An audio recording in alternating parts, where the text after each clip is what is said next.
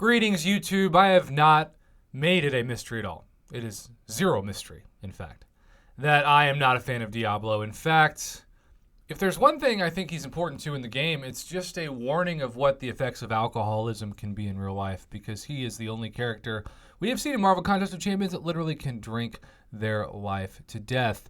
And yet, we know that he was created by some amazing developers to have some purpose in the game. I just don't know what that purpose is. However, I'm also pretty ignorant when it comes to Diablo because I refuse to play with them and don't have a 5 or 6 star one, even if I wanted to play with the quote-unquote 2019 meme champion. But Top Milo, a fellow YouTuber, go check out his channel. Real awesome dude and also very skilled.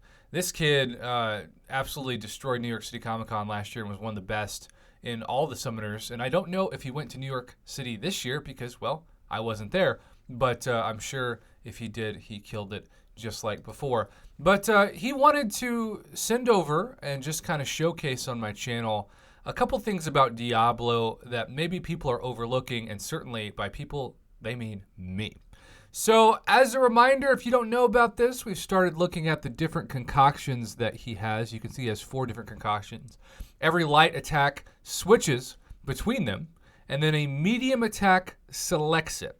So it does take some practice and some repetition, but you know, he swears to me that as somebody who fights with Diablo fairly regularly, you get really used to it pretty fast. It's just kind of hard to explain.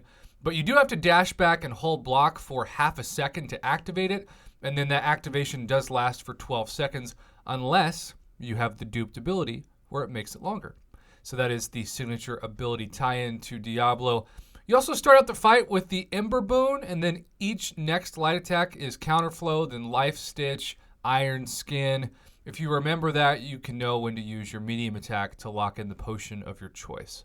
So you lock it in, you activate it, you hopefully use it. How does this look like in an actual fight? Well, if you've seen the title or the thumbnail of this video, because I suspect I will make it about Medusa, because that is really the point of this video, he can be a counter. Is he the best counter for Medusa? No, but he is a counter, and that's better than I thought. So here we have a rank 2 unawakened Diablo.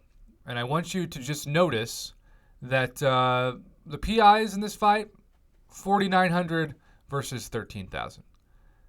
But he has the Iron Skin, and notice that when he is brewing, he is doing some effective damage against Medusa and countering her in ways that nullify living strands.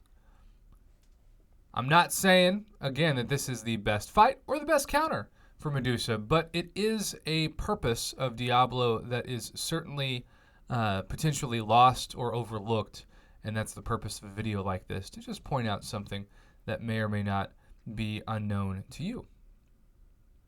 And really, when you're holding that block, that's what's setting everything in motion. And then because this fight ends on a special 3, it's pretty much not needed to show the knockout. He's got the special 3, and then I think he quits out of the of the video then. So point being, Diablo does have some utility that could be overlooked, but at the same time, I still think it's amazing to me that when Kabam discusses the redesign of champions or the rebuild of champions, especially the past year, that Diablo isn't the first champion they bring up, because even though he has some utility now, could be a lot better. Could certainly be a lot better and could, if nothing else, hit harder. But the purpose of this was just to show what he's got going on now. So are you a fan of Diablo? Is there something about Diablo that people like myself have missed? Comment below and let me know. And thanks again to Top Milo, M-I-L-O, who, again, has a YouTube channel that he continues to try to grow. And I love shouting out fellow YouTubers and helping people grow their channels. That's one of the reasons why my channel exists. Have a good day, YouTube. And thanks again to Top Milo for passing on these tips and the video.